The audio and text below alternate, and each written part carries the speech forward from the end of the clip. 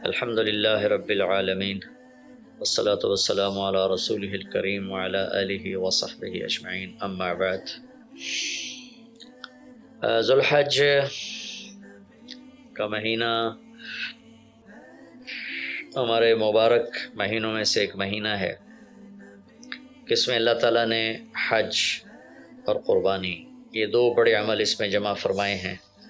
پوری دنیا سے حجاج کرام اس مہینے میں حج بھی کرتے ہیں اور پھر مینا میں آ کر قربانی کرتے ہیں، اور اللہ تبارک و تعالیٰ نے ان ایام کی قسم اٹھائی ہے، والفجر ولیال عشر والشفع والوتر واللیل اذا یسر هل فی ذلک قسم لذی حجر۔ اور کسی دن کی قسم اللہ نے ایسے نہیں اٹھائی، خاص کر اللہ کو عید کے دن کی قسم اٹھائے یا جمعے کی قسم اٹھائے یا لیلۃ القدر کی قسم اٹھائے، انا انزلناہ فی لیلۃ القدر وما ادراک ما لیلۃ القدر، یہ گفتگو فرمائی، خبر دی۔ لیکن والفجر، مجھے قسم ہے فجر کی، اس سے مراد 10 تاریخ کی صبح جو 9 کا دن گزار کے حج کا دن ہوتا ہے، اور وہ گزار کے جب 10 کی صبح یعنی قربانی کی جو صبح ہے، اللہ نے والفجر اس کی قسم اٹھائی۔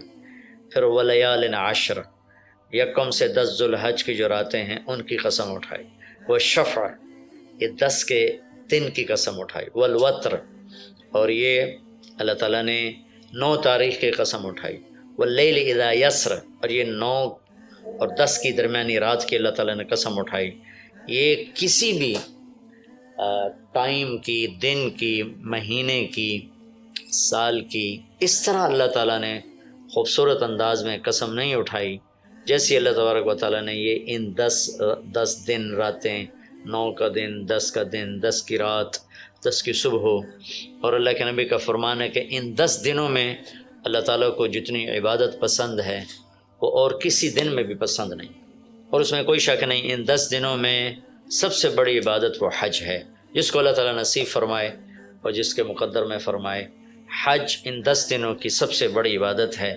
عرفات کی ایک دن کی حاضری وہ 10 لاکھ دن کی حاضری یا 1 لاکھ دن کی عبادت کے برابر ہوتی ہے، اور عرفات کے دن کی حاضری میں اللہ تعالیٰ کا ارشاد ہوتا ہے، میرے بندو آج اتنے گناہ لے کر آؤ، جتنے بارش کے قطرے، جتنے درختوں کے پتے، جتنے ریت کے ذرے، جتنے گردش ایام میں جب سے ٹائم شروع ہوا ہے اس میں بننے والے دن اور رات، اور یہاں کے توبہ کرو میں سب معاف کروں گا۔ اور عرفات کے دن جتنا شیطان ذلیل ہوتا ہے اتنا کسی دن بھی ذلیل نہیں ہوتا، اور میرے محبوب صلی اللہ علیہ وسلم نے یہ دن حج کا، عرفہ کا، زور اثر کٹھی پڑھ کے پھر سارا دن شام تک کوئی 5-6 گھنٹے مسلسل دعا مانگی، اور آپ نے فرمایا کہ اس وقت میرا اللہ میرے صحابہ پہ فخر فرما رہا ہے، اور قربان جاؤں خطاب کے بیٹے پر، فرمایا، اور عمر بن خطاب پہ اس وقت میرا اللہ خاص طور پہ خوش ہو رہا ہے، اور خاص طور پہ عمر بن خطاب پہ اللہ تعالیٰ فخر فرما رہا ہے۔ تو ان 10 دنوں میں جسے اللہ حج میسر فرما دے تو اس سے بڑی عبادت کوئی نہیں۔ حج میسر نہیں ہے تو پھر ان 10 دنوں میں نومی کا روزہ رکھنا، ان 10 دنوں میں روزے رکھنا، اس میں نوافل کی کثرت، صدقے کی کثرت، پھر قربانی، یہ سارے اعمال ان 10 دنوں میں انتہائی محبوب ہیں۔ جنہیں اللہ سعادت دے دے حج کی، بار بار جائیں، تابعوا بین الحج والعمرہ، حج عمرہ آگے پیچھے کرو، آگے پیچھے کرو۔ ایک بہت بڑا طبقہ ہے جو یہ کہتا ہے کہ ایک دفعہ فرض ہے اس کے بعد کوئی ضروری نہیں۔ میں کب کہتا ہوں کہ ضروری ہے؟ ضروری نہیں ہے، لیکن ضروری کا مطلب فرض نہیں ہے، لیکن اللہ اس کے رسول کو پسند ہے کہ اس کے گھر بار بار آیا جائے، بار بار حاضری دی جائے۔ اللہ کے نبی کو تو آخر عمر میں جا کے موقع ملا، اس کے بعد آپ دنیا سے تشریف لے گئے۔ اگر آپ اس کے بعد زندہ رہتے تو یقیناً آپ ضرور حج کرتے، چونکہ آپ نے جتنے سال مکہ میں گزارے آپ نے ہر سال حج کی، نبوت کے اعلان سے پہلے بھی اور نبوت کے اعلان کے بعد بھی آپ نے مسلسل حج کی، اور 4 عمرے آپ نے فرمائے زندگی میں، 4 عمر۔ ایک عمرہ مدینہ سے خاص طور پر تشریف لائے جس کو ہم صلح حدیبیہ کہتے ہیں، وہ ہو نہیں سکا، لیکن آپ نے وہیں عمرے کا کام پورا کیا، سر مڈائے، احرام کھولے، پھر اگلے سال آپ اس کی قضاء کے لیے تشریف لائے۔ پھر ایک عمرہ آپ نے فتح مکہ کے بعد جعرانہ سے احرام باندھ کے تشریف لائے اور عمرہ کیا، اور ایک عمرہ آپ نے اپنے حج کے ساتھ کیا۔ صدیقی دور میں پہلا سال جنگوں میں گزر گیا، دوسرے سال صدیق اکبر اپنے پورے ساتھیوں کے ساتھ حج پہ تشریف لائے۔ فاروقی دور میں عمر بن خطاب رضی اللہ تعالیٰ 10 سال حکومت کی، 10 سال حج کیا، ہر سال حج پہ تشریف لائے۔ عثمان رضی اللہ تعالیٰ عنہ نے اپنی خلافت کے دور میں جب تک امن رہا ہر سال حج کرتے رہے، جب فساد شروع ہوا تو آپ رکے، اس میں شہید ہو گئے۔ علی رضی اللہ تعالیٰ عنہ کو موقع نہیں ملا، جنگوں میں زندگی گزر گئی، اور اسی میں آپ اللہ پاک کی بارگاہ میں پہنچ گئے۔ تو لیکن باقی 3 ساتھیوں کی خلافت کے دور میں آپ نے بکثرت حج اور عمرے کیے۔ تو دین کے کسی عمل کو یوں کہہ کر ہلکا نہیں بنانا چاہیے کہ اس کی کیا ضرورت ہے، اتنا پیسہ خرچ کرتے ہیں، اس کی کیا ضرورت ہے، کسی غریب کو دے دیا جائے۔ یہ اس طرح تقابل نہیں کرنا چاہیے کہ اللہ کے گھر کی حاضری کو اتنا ہلکا نہیں سمجھنا چاہیے۔ میرا اللہ بلائے تو بار بار جانا چاہیے، اور جس کو اللہ توفیق دے عمرے پہ جائے، حج پہ جائے۔ ہاں، غریبوں پر بھی خرچ کرے، اپنے رشتہ داروں پر خرچ کرے، ضرورت مندوں پر خرچ کرے، لیکن اللہ کے فضل سے امید ہے جو اس طرح اللہ کے گھر جانے پر خرچ کرتے ہیں تو اپنے اللہ کے فضل سے غریبوں پر بھی خرچ کرتے ہیں۔ اس کو آپس میں یوں اس کا مقابلہ نہیں کرنا چاہیے، یہ چیز اللہ کو پسند نہیں ہے۔ شہنشاہ کے، دنیا کے سب سے بڑے بادشاہ کے دربار میں حاضری کو ہم اتنا ہلکا نہ سمجھیں، بہت بڑی سعادت ہے۔ حضرت امام حسن کی سنا دیتا ہوں۔ امام حسن رضی اللہ تعالی عنہ نے 20 حج پیدل کیے، مدینہ سے پیدل تشریف لاتے تھے اور حج فرماتے تھے۔ 20 حج، یہ تو اہل بیت کیا جگر گوشہ رسول ہیں اور جگر اہل بیت ہیں، تو 20 حج فرمائے آپ نے، پیدل فرمائے، مدینہ سے تشریف لائے مکہ پیدل۔ ایسے ہی امام حسین رضی اللہ عنہ نے بھی کئی حج پیدل مجھے ان کا عدد یاد نہیں، امام حسن کا مجھے یاد ہے 20 حج پیدل کے، اور اللہ کے نیک بندوں نے برس ہا برس اللہ کی بارگاہ میں پیدل حاضریاں دی ہیں۔ تو ان 10 دنوں میں عبادت کا ذوق بڑھنا چاہیے، نوافل بڑھائے جائیں، ذکر بڑھائے جائے، تلاوت بڑھائی جائے، ہمت ہو تو روزے رکھے جائیں، خاص طور پہ 9 تاریخ کا روزہ پچھلے سال کے سارے گناہ معاف ہو جاتے ہیں، ایک دن کا جو روزہ ہے۔ پھر اس کا دوسرا جو بڑا عمل ہے وہ قربانی ہے، اور یہ قربانی آدم علیہ السلام سے چلی آ رہی۔ وَاتْلُ عَلَيْهِمْ نَبَأَ ابْنَيْ آدَمَ بِالْحَقِّ إِذْ قَرَّبَا قُرْبَانًا فَتُقُبِّلَ مِنْ أَحَدِهِمَا وَلَمْ يُتَقَبَّلْ مِنَ الْآخَرِ۔ اس قربانی کی بنیاد تو آدم علیہ السلام سے پڑی ہے، لیکن ہمیں جو حکم ملا ہے وہ سنت ابیکم ابراہیم، وہ ابراہیم علیہ السلام کی سنت ہے قربانی۔ ایک بہت خوبصورت قصہ ہے اور بہت عجیب و غریب قصہ ہے کہ اللہ پر سب کچھ لگا دینا۔ ایک شخص کو اولاد کے لیے دعا مانگتے مانگتے مانگتے کچھ 60 برس گزر گئے، 65 برس گزر گئے۔ رب ہب لی من الصالحین، یا اللہ مجھے نیک اولاد دے دے، نیک اولاد دے دے۔ نیک اولاد میری 84 سال کی عمر میں، اللہ نے 84 سال کی عمر میں بیٹا دیا۔ بڑھاپے کی اولاد تو دل پکڑ لیتی، اور ابھی چند دن نہیں گزرے تھے کہ اللہ نے کہا جاؤ اسے چھوڑ کے آؤ۔ یہ کہاں چھوڑ کے آؤں؟ کہ جبریل آئے گا تمہیں راستہ بتائے گا۔ تو جبریل انسانی شکل میں آئے، وہ براق کی طرح نہیں یہ سفر ہوا کہ ایک دم میں پہنچا دیا، بلکہ جبریل انسانی شکل میں آئے، اونٹنی پر سوار ہو کر، ابراہیم علیہ السلام دوسری اونٹنی پر، بچہ اور بیگم، اور ان کو فلسطین سے چلایا، اور چلاتے چلاتے چلاتے چلاتے جب مکے کے کالے پہاڑ آ گئے جہاں کچھ بھی نہیں ہے، نہ پانی نہ سایہ، کہ یہاں چھوڑ دو۔ بیت اللہ ٹیلا تھا اس وقت، یہاں چھوڑ دو۔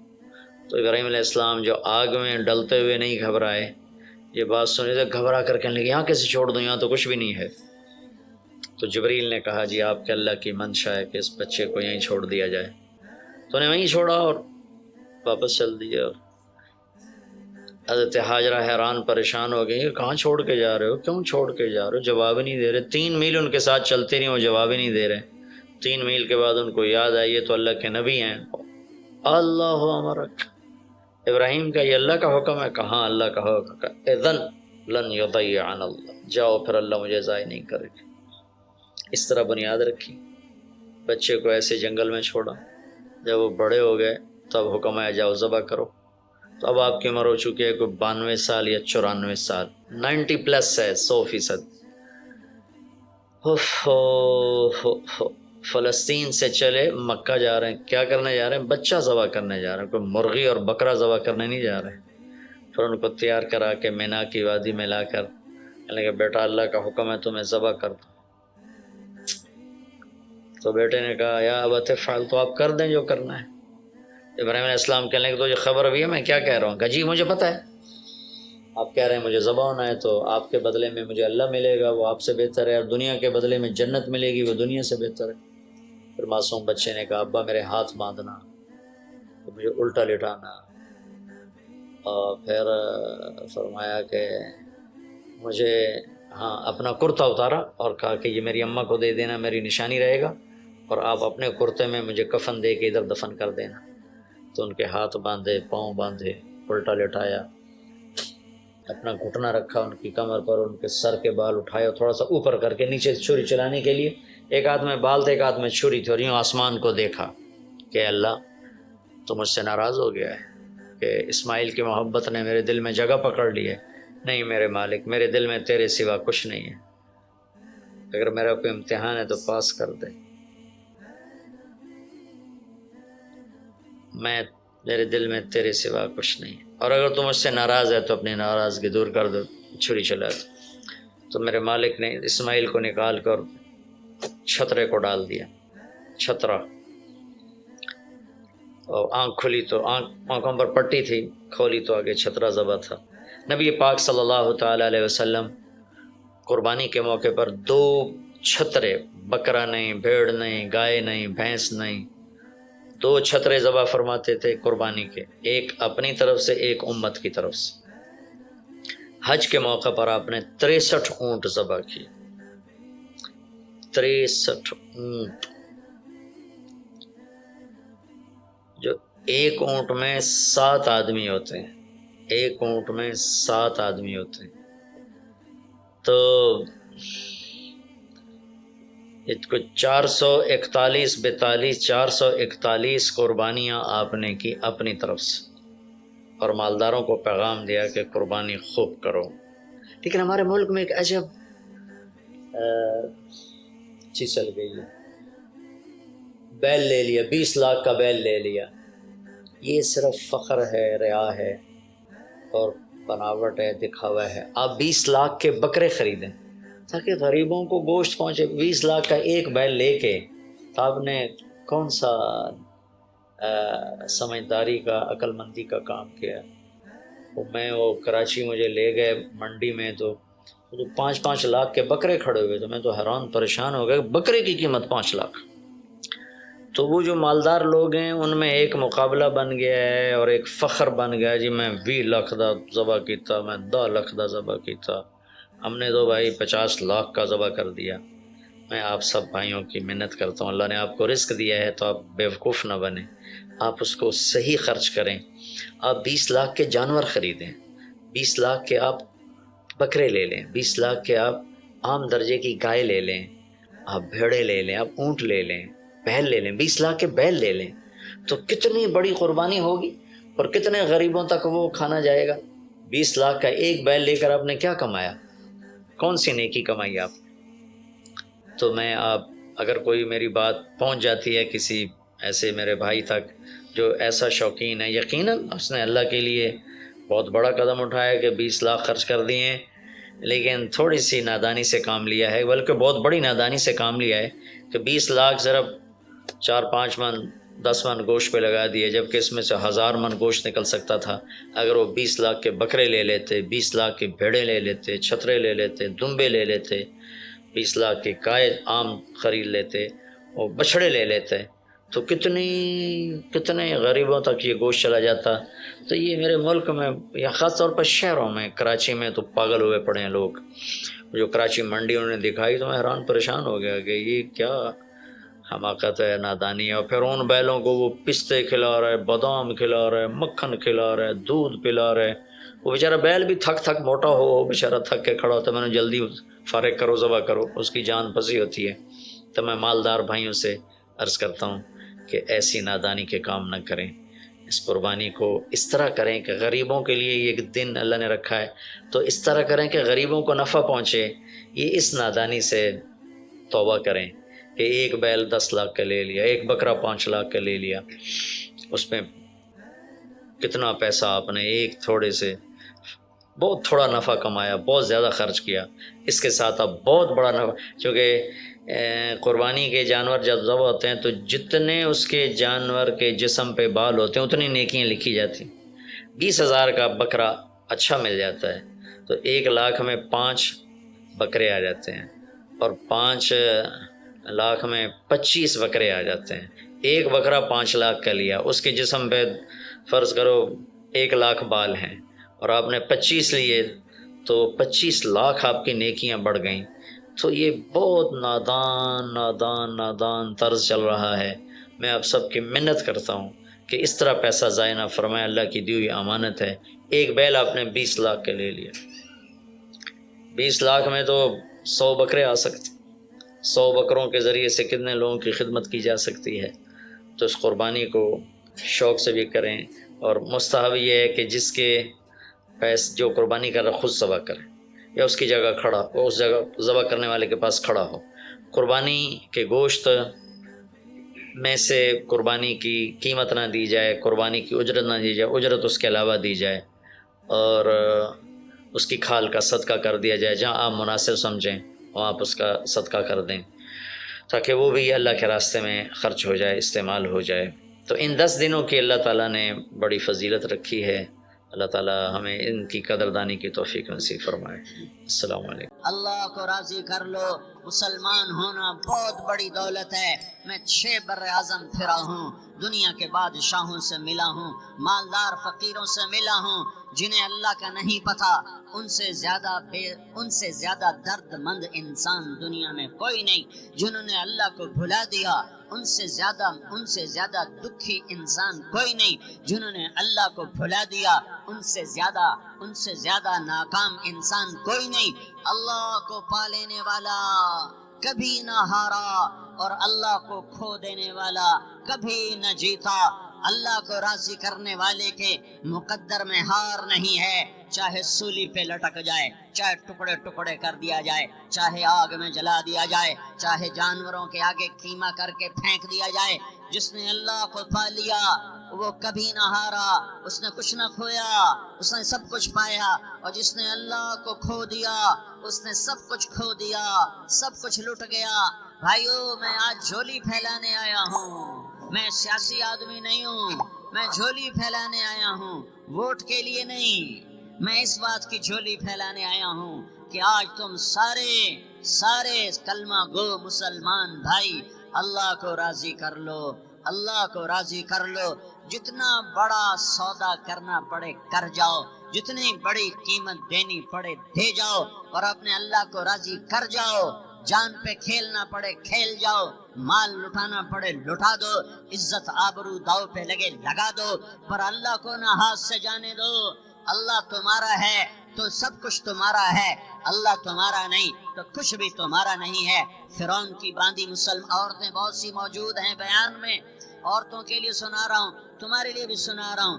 فرعون کی ایک باندھی تھی، مسلمان ہو گئی. عورت تو کمزور ہوتی ہے، پھر وہ باندھی ہو تو اور کمزور ہوتی ہے، اور کلمہ چھپتا نہیں ہے. اس کا ایمان اس کے دل میں تھا پر وہ نکل ہی پڑا. خوشبو کون چھپا سکے، خوشبو کیسے چھپ سکتی ہے؟ اس کے ایمان کا پتہ چل گیا. فرعون نے اسے پکڑوایا. اس کی 2 بیٹیاں تھیں، ایک دودھ پیتی تھی، ایک انگلی پکڑ کے چلتی تھی. اس نے بڑے کڑا میں تیل ڈالا، اس کے نیچے آگ جلائی، تیل کھولنے لگا. اس نے دربار سجایا اور اس کا اپنی باندھی کو بلایا، اس کی 2 بیٹیوں کو بلایا. یہ مائیں سن رہی ہیں کہ ماں اولاد کے لیے کیا کچھ کر گزرتی ہے، کیا کچھ کر گزرتی ہے. ممتا سے تاریخ بھری پڑی ہے. اور اللہ نے بھی جو اپنی محبت کو تشبیہ دی ہے کہ میں اپنے بندوں سے محبت کرتا ہوں، تو باپ کی محبت سے تشبیہ نہیں دی. اللہ نے کہا میں ماں سے 70 گنا زیادہ پیار کرتا ہوں. اس نے کہا فرعون نے کہا اگر تو موسیٰ کے رب پہ ایمان لائی تو تیری دونوں بیٹیوں کو جلا دوں گا اس تیل کے اندر، اور تجھے بھی جلا دوں گا اس تیل کے اندر. ہاں لوگ سمجھتے ہیں موت بہت بڑی سزا ہے. ارے جس نے اللہ کو پا لیا اس کے لیے موت تحفہ ہے، تحفہ ہے. وہ دنیا کے دکھوں سے نجات پا گیا اور آخرت کی نعمتوں کے کا حقدار بن گیا. تو فرعون کی باندھی نے کہا فرعون یہ تو میری 2 ہیں، اگر میرے پاس اور ہوتی، میرے پاس 100 ہوتی تو میں 100 بھی اللہ کے نام پہ قربان کر دیتی. فقض ما انت قاض، کر جو تجھے کرنا ہے. انہیں بڑی بیٹی کو پکڑا، انہیں کہا اماں ہائے ہائے، اس ماں سے پوچھو جس کے آگے جلتا ہوا تیل اور اس کی بیٹی کو ڈالا جا رہا ہو اور وہ اماں کہے اور اس کا ایک بول ماں کا، ایک بول بیٹی کی جان بچا سکتا ہو. کلمہ کفر کہہ جا، گھر میں جا کے توبہ کر لے، معاف ہو جائے گا. میں قربان جاؤں. ایک مقام ایمان کا ایسا آتا ہے کہ قربان ہونا زیادہ محبوب ہو جاتا ہے جان بچانے سے. ان کا اماں، ان کا بیٹی صبر، اللہ کے نام پہ قربان ہو جا. ادھر آ ستمگر، ہنر آزمائیں تو تیر آزما، ہم جگر آزمائیں. نہ کر لبوں کو سی، عشق ہے دل لگی نہیں، سینے پہ تیر کھائے جا، آگے قدم بڑھائے جا. یا زبان حال سے کہہ دے کہ ہاں ستائے جا. ہاں ہاں عشق کی آگ ایسے ہی بھڑکتی ہے، شمع ایسے ہی فروزاں ہوتی ہیں. یہ کمکمے تو بجھ جاتے ہیں، لیکن یہ ایمان والے جو شمع جلا گئے یہ آج تک روشن ہیں، جن کی روشنی میں چلنے والوں کو راستہ مل رہا ہے. انہیں بڑی بچی کو پکڑا، ٹانگوں سے پکڑ کے یوں ڈالا، وہ ہائے کرتی گئی اور وہ چٹک گئی اور وہ جل گئی اور وہ بھن گئی مچھلی کی طرح، تلی گئی مچھلی کی طرح. ماں ہے، اس کا کلیجہ پھٹ گیا لیکن آنکھوں سے آنسو کا ایک قطرہ نہیں نکلا. صبر دیکھنا ہو تو اسے دیکھو، صبر پڑھنے سے نہیں آتا. اسے دیکھو، اسے دیکھو، ایک قطرہ نہیں نکلا تو اس نے کلیجہ پھٹ گیا. تو اللہ نے ماں کی آنکھوں سے پردہ ہٹایا اور اس نے دیکھا اپنی بیٹی کی روح کو نکلتے ہوئے. بیٹی کہہ رہی اماں صبر کرو، ابھی جنت میں اکٹھے ہو جائیں گے. پھر انہیں چھوٹی بچی کو پکڑا، دودھ پیتی، جسے پتہ بھی نہیں میرے ساتھ کیا ہونے والا ہے. اس کی تو آہ بھی نہ نکل سکی اور اسے انہوں نے تیل میں ڈال دیا اور وہ جل کے کوئلہ ہو گئی. ماں کی آنکھوں سے پردہ ہٹایا. اللہ نے ماں نے بچی کی روح کو نکلتے دیکھا کہ اماں صبر صبر، ابھی اکٹھے ہو جائیں گے. پھر جب اس کو پکڑنے لگے تو اس نے کہا فرعون میری ایک خواہش پوری کرو گے؟ کہ کیا؟ کہ جب مجھے بھی جلا دو تو مجھے اور میری بیٹی کی ہڈیاں باہر نہ پھینکنا، ہمیں کٹھے کہیں دفن کر دینا، کٹھے کہیں دبا دینا. فرعون نے کہا ہاں ہاں تمہاری یہ خواہش پوری کر دی جائے گی. ہاں دنیا میں اللہ فرعونوں کو مہلت دیتا چلا آیا، لیکن فرعونوں کو مار کے دکھایا. نمرودوں کو مہلت دیتا چلا آیا، پھر نمرودوں کو مار کے دکھایا. قارونوں کو مہلت دی، پھر قارونوں کو مار کے دکھایا. پھر جنت اور جہنم کا نظام بنایا. پھر ایک دن مجھے بھی کھڑا کرے گا اور تمہیں بھی کھڑا کرے گا. پھر ایک طبقہ جنت کا حقدار بنے گا، ایک طبقہ آگ کا حقدار بنے گا. پھینک دیا، جل گئی، ہڈیاں نکل آئیں. انہیں ہڈیوں کو اٹھا کر زمین میں دبا دیا. 2000 سال گزر گئے. میرا نبی دنیا میں موسیٰ علیہ السلام کے 2000 سال بعد آتے ہیں اور آپ معراج پہ چلتے ہیں. جب آپ بیت المقدس سے معراج کو اٹھے تو آپ کو زمین سے جنت کی خوشبو آئی. تو آپ نے ارشاد فرمایا جبریل میں جنت کی خوشبو سونگھ رہا ہوں، یہ کہاں سے آ رہی ہے؟ تو آپ نے جبریل نے عرض کی یا رسول اللہ فرعون کی باندھی اپنی بیٹیوں کے ساتھ، اپنی ہڈیوں کے ساتھ جس جگہ پر دفن ہے، جس دن اسے دفن کیا گیا تھا اس دن سے آج تک یہ خوشبو آ رہی ہے اور یہ قیامت تک خوشبودار رہے گا. یہ زمین کا ٹکڑا کہ یہاں وہ دفن ہے جس نے اللہ کے ساتھ سودا کر لیا. اللہ سے سودا کر لو، اللہ سے سودا کر لو. یہ سودا حسین نے کیا اللہ کے ساتھ. ایک سودا یزید نے کیا، اس نے خون بہایا، اس نے ظلم کیا. ارے ظالم کبھی ہرا نہیں ہوتا اور مظلوم کبھی خشک نہیں ہوتا. ظالم پہ کبھی بہار نہیں آتی اور مظلوم پہ کبھی خزاں نہیں آتی. اللہ ظالم کو مہلت ضرور دیتا ہے، لیکن ایک دن ہے جب اللہ جنت کو سجائے گا اور جہنم کو بھڑکائے گا اور ترازو کو لٹکائے گا اور پل صراط کو قائم کرے گا اور اپنے عرش کو لائے گا اور خود فرشتوں کو بلائے گا. پھر طارق جمیل کو قبر سے اٹھائے گا، سردار عزیر کو قبر سے اٹھائے گا، زید عمر بکر کو قبر سے اٹھائے گا، پھر مجھ سے سوال کرے گا میں نے تمہیں دنیا میں عزت دی، مال دیا، بتا آج میرے لیے کیا کر کے لایا ہے؟ بولو آج کیا کر کے لائے ہو؟ یا اللہ کی قیامت سے ٹکر لے جاؤ، یا اللہ کی جہنم کو پانی سے بجھا دو، یا اللہ کی جنت کو آگ لگا دو، یا قبر میں جانے سے انکار کر دو، یا موت سے لڑنے کی طاقت دکھا دو، یا یہ طرز زندگی چھوڑو جس نے ہمیں ہلاک کر دیا، اللہ کے سامنے رسوا کر دیا۔ موت ہے، جنت ہے، جہنم ہے، آخرت ہے، اللہ ہے، رسالت ہے، محمد مصطفیٰ کی ہستی ہے جو تمہارے لیے پس گیا، لٹ گیا، دان توڑوائے، خون ہوا۔ جاؤ جاؤ چلو میرے ساتھ، میں تمہیں طائف کے پہاڑوں میں لے جاؤں اور میں تمہیں وہاں کھڑ کے سوال کروں، کاش طائف کے پہاڑوں کی زبان ہوتی تو وہ سب سے پہلے تمہیں لان تان کرتا۔ ارے تمہیں شرم نہ آئی کہ تمہارا نبی تمہارے لیے خون و خون ہو گیا؟ اس کے 2 دفعہ آسمان کے فرشتے روئے ہیں، 2 دفعہ آسمان کے فرشتے روئے ہیں۔ ایک 4000 سال پہلے جب ابراہیم بوڑھا باپ، 96 سال کی عمر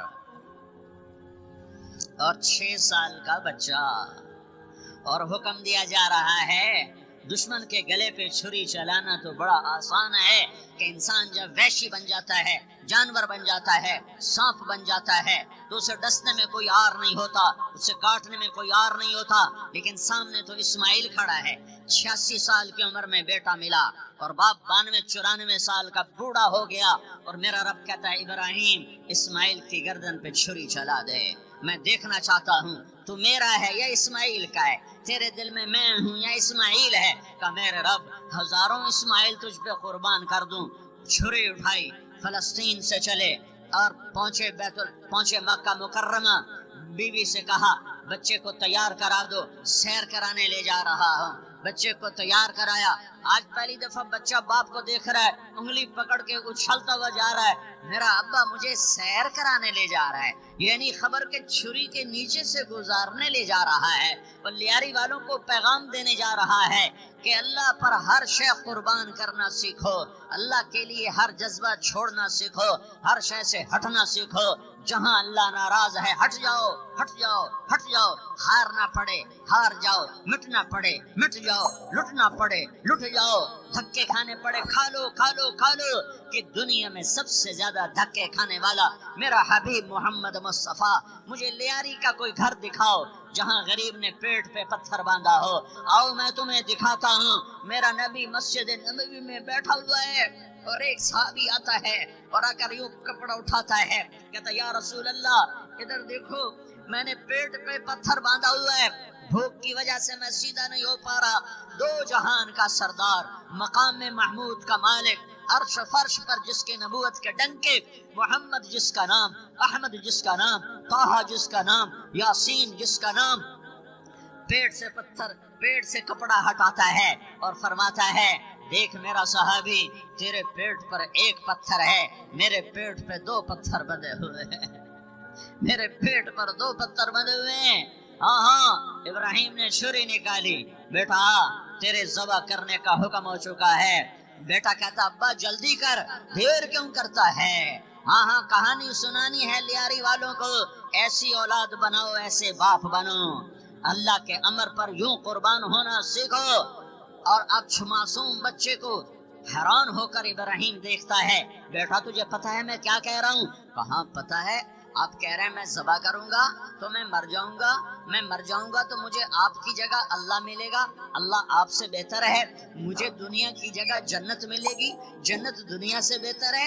پھر معصوم بچے کو ماں یاد آ جاتی ہے، پھر کہتا ہاں مجھے اپنی ماں کا غم ضرور ہے، اسے بڑا صدمہ ہوگا میرے مرنے کا، تو اپنا گریبان کھولا اور کرتا اتارا، کہا ابا میں جب مر جاؤں تو یہ کرتا سنبھال لو، یہ میری ماں کو دے دینا، یہ میری نشانی اس کے پاس رہے گی، جب کبھی میں یاد آؤں گا میرا کرتا دیکھ لیا کرے گی، اور تو اپنے کرتے میں مجھے کفن دے کر ادھر ہی دبا دینا، مجھے ادھر مکے نہ لے جانا کہ میری میت کو دیکھ کر میری ماں کو بڑا دکھ ہوگا، مجھے ادھر دبا دینا۔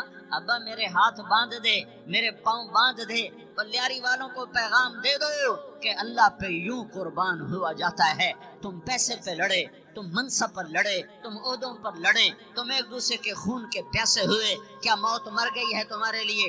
کیا آخرت کو آگ لگ گئی ہے؟ کیا جنت کو آگ لگ گئی ہے؟ کیا جہنم کو بجھا دیا گیا ہے؟ کیا طارق جمیل کے لیے قبر کا ٹکڑا مقرر نہیں ہے؟ کیا اس کی جان کے نکلنے کا وقت مقرر نہیں ہے؟ کیا منکر نکیر میرے پاس آنے والے نہیں ہیں، تمہارے پاس آنے والے نہیں ہیں؟ 96 سال کا بوڑھا باپ بیٹے کے ہاتھ باندھ رہا ہے کسائی کی طرح، جسے بکرے کے ہاتھ پاؤں باندھ رہا ہے۔ پھر بیٹے نے کہا ابا مجھے الٹا لٹانا، سیدھا نہ لٹانا، کہیں تیری نظر پڑے اور تیرا ہاتھ کانپ جائے اور حکم ٹوٹ جائے، مجھے الٹا لٹا دے۔ وَتَلَّهُ لِلْجَبِينِ، الٹا لٹایا اور اپنا گوڈا ان کی کمر پہ رکھا اور ایسے ان کے سر کے بال پکڑ کر یوں سر اٹھایا، چھری کو نیچے سے گزارنے کے لیے، ایک ہاتھ میں سر کے بال، ایک ہاتھ میں چھری، گوڈا اس کی کمر پر، اور یوں آسمان کو دیکھا۔ ہائے ہائے، کائنات ہل گئی، ابراہیم کی نظر آسمانوں پر گئی، کیا فرشتوں میں ہلچل مچ گئی۔ فرشتوں کو کیا خبر کہ آگے کیا ہونے والا ہے؟ کہنے لگے یا اللہ، کیا تو مجھ سے ناراض ہو گیا ہے کہ اسماعیل کی محبت نے میرے دل میں جگہ پکڑ لی ہے؟ یہ لے تیرے نام پہ قربان کرتا ہوں، ناراض نہ ہونا، تجھ پر ہر شے فدا ہے، ہر شے قربان ہے، یہی لا الہ الا اللہ کا مطلب ہے۔ چھری چلائی، جب یہ کہا یا اللہ میں تیرے نام پہ اسماعیل کو قربان کرتا ہوں، ساتوں آسمان کے فرشتے زارو زار روئے کہ فرشتوں کو نہیں پتا آگے کیا ہونے والا ہے۔ دوسری دفعہ 4000 سال بعد یہ طائف کی وادی ہے اور یہ محمد بن عبداللہ ہے اور یہ بھاگ رہے ہیں اور پیچھے پتھر پڑ رہے ہیں، اور وہ بھاگ کے پیچھے پتھر پڑ رہے ہیں، پھر آپ گرتے ہیں، پھر اٹھ کے بھاگتے ہیں، پھر پتھر پڑتے ہیں، پھر آپ گرتے ہیں، پھر اٹھ کے بھاگتے ہیں، پھر پتھر پڑتے ہیں، پھر آپ بے ہوش ہوتے ہیں، زید بن حارثہ اٹھاتے ہیں، باغ میں پناہ لیتے ہیں، پھر آپ کو ہوش آتا ہے، پھر آپ اللہ کی بارگاہ میں دعا کرتے ہیں۔ اس دعا کو سن کر ساتوں آسمان کے فرشتے زارو زار روئے کہ یا اللہ آج میرا تجھ سے گلہ کرنے کو جی چاہ رہا ہے۔ اشکو الیک ضعف قوتی وقلت حیلتی وہوانی علی الناس، میرے رب آج میں تجھ سے گلہ کرتا ہوں، تو نے مجھے کن لوگوں کے حوالے کر دیا جنہوں نے مار مار پتھر مجھے لہو لہان کر دیا۔ اللہ کی غیرت، اللہ کا غضب حرکت میں آیا اور فرشتہ اترا۔ ہاں یا تو میں کیا کہوں، دیکھو اپنے نبی کا معاف کرنا، اپنے نبی کا معاف کرنا دیکھو۔ یہاں تو بیٹا ماں کو معاف کرنے کے لیے تیار نہیں، بھائی کو معاف کرنے کے لیے تیار نہیں۔ فرشتہ پہاڑوں کا آ گیا، یا رسول اللہ اگر آپ اجازت دیں تو ہم دونوں پہاڑوں کے اندر ان کو چکی کے پاٹ کی طرح مسل کے پیس کے کیما بنا دیں اور ان کو ختم کر دیں۔ تو میرے نبی نے فرمایا نہیں، مجھے امید ہے اگر انہوں نے کلمہ نہیں پڑھا تو ان کی نسلوں میں کوئی کلمہ پڑھنے والا آئے گا۔ میں نے معاف کیا ہے، اللہ کو پا لیا، سب کچھ پا لیا، اللہ کو کھو دیا، سب کچھ کھو دیا۔ یہ لا الہ الا اللہ کا پیغام ہے، یہ لا الہ الا اللہ کا پیغام ہے، یہ لا الہ الا اللہ کا پیغام ہے کہ مرنے سے پہلے اللہ کو راضی کر جاؤ۔ ہاں حسین نے اللہ کو راضی کیا، یزید نے حکومت کو راضی کیا، اس نے حکومت پالی، وہ حکمران بنا، اس کے خاندان نے حکومت کی اور حکومت اس کی باندھی بنی، اور حسین نے جان دے کر نیزے پہ سر چڑھا دیا۔ کائنات کا افضل ترین خون ایسے پانی کی طرح سستا ہو کے زمین پر بہا۔ ظالم مظلوم کی کہانی کوئی نئی نہیں ہے، پرانی ہے، لیکن میں فقیر کی بات یاد رکھنا، مظلوم کبھی ناکام نہیں ہوتا اور ظالم کبھی کامیاب نہیں ہوتا۔ مظلوم بن جاؤ حسین کے ساتھی بن جاؤ گے، ظالم بنو گے تو یزید کے ساتھی بنو گے۔ محرم میں کیا سارا سال یزید پہ لعنت پڑتی ہے، لیکن ظلم کرنے والا یاد رکھ لے کہ یزید کے ساتھ کھڑا کیا جائے گا۔ یزید کے ساتھ کھڑا ہونا کون پسند کرے گا؟ مظلوم بن جاؤ۔ آل رسول ذبح ہو رہے ہیں، حسین ذبح ہو رہا، کون حسین؟ میرے نبی کا لاڈلا حسین کون حسین؟ میرے نبی کا نواسا حسین کون حسین؟ جس کے ہونٹوں پہ بوسے دیے، جس کے ماتھے کو چوما، جس کی آنکھوں کو چوما، جس کے سینے کو چوما، جس کے ہاتھوں کو چوما۔